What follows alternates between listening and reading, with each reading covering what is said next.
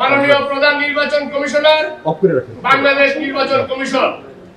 বিষয়: আওয়ামী লীগ, জাতীয় পার্টি, জোটভুক্ত গণহত্যাকারী 14 দলের নিবন্ধন বাতিল প্রসঙ্গ। জনাব, গণ অধিকার পরিষদের পক্ষ থেকে সালাম এবং শুভেচ্ছা নিবেন। আপনি অবহিত আছেন, গত 10ই মে উপদেষ্টা পরিষদের বৈঠকে আন্তর্জাতিক অপরাধ ট্রাইব্যুনাল বাংলাদেশ আওয়ামী লীগ ও তার নেতাদের বিচার কার্য সম্পন্ন না হওয়া পর্যন্ত দেশের নিরাপত্তা ও সার্বভৌমত্ব রক্ষা, জুলাই আন্দোলনের নেতাকর্মীদের নিরাপত্তা ও আন্তর্জাতিক অপরাধ ট্রাইব্যুনালের বাদী ও সাক্ষীদের সুরক্ষার জন্য সন্ত্রাসের অধীনে সাইবার স্পেস সহ আওয়ামী লীগের যাবতীয় কার্যক্রম নিষিদ্ধ করার সিদ্ধান্ত গ্রহণ করা হয়েছে। জুলাই গণহত্যায় জড়িত থাকার কারণে ছাত্র জনতার আন্দোলনের প্রেক্ষিতে আওয়ামী লীগের বিষয়ে এই সিদ্ধান্ত নিয়েছে অন্তর্বর্তীকালীন সরকার।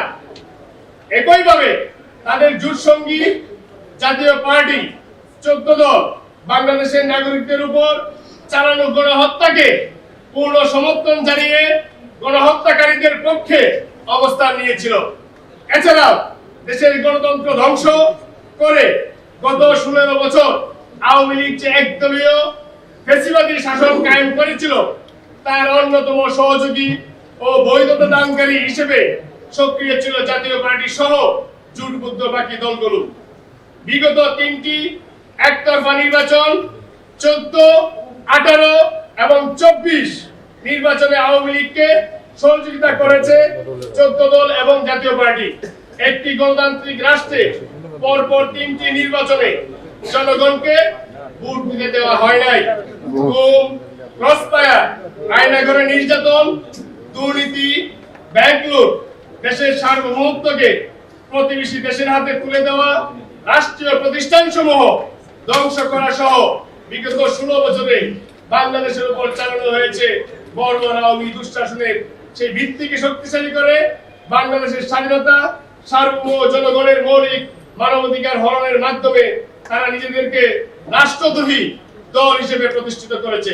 তাই বাংলাদেশের উপর নির্মম বর্বরতা চালানো এবং ধারাবাহিক দুঃশাসনের প্রধান হোতা আওয়ামী লীগ ও তার জোট সঙ্গী প্রত্যেকটি দলকে গণহত্যা ও রাষ্ট্রদ্রোহিতার অভিযোগে দলগুলোর নিবন্ধন বাতিল ও নিষিদ্ধ ঘোষণা করে যথাযথ শাস্তির মুখোমুখি করার আহ্বান করছে গণ অধিকার পরিষদ। আশা করি দ্রুত সময়ের মধ্যে আওয়ামী লীগ, জাতীয় পার্টি সহ তাদের দোষরদের নিবন্ধন বাতিল করার প্রয়োজনীয় ব্যবস্থা গ্রহণের মাধ্যমে জনক্ষোভ দূর করে আপনার নেতৃত্বে নির্বাচন কমিশন প্রয়োজনীয় উদ্যোগ গ্রহণ করবে। গাজী গ্যাস স্টোভ, রান্নায় আনে শিল্পের ছোঁয়া।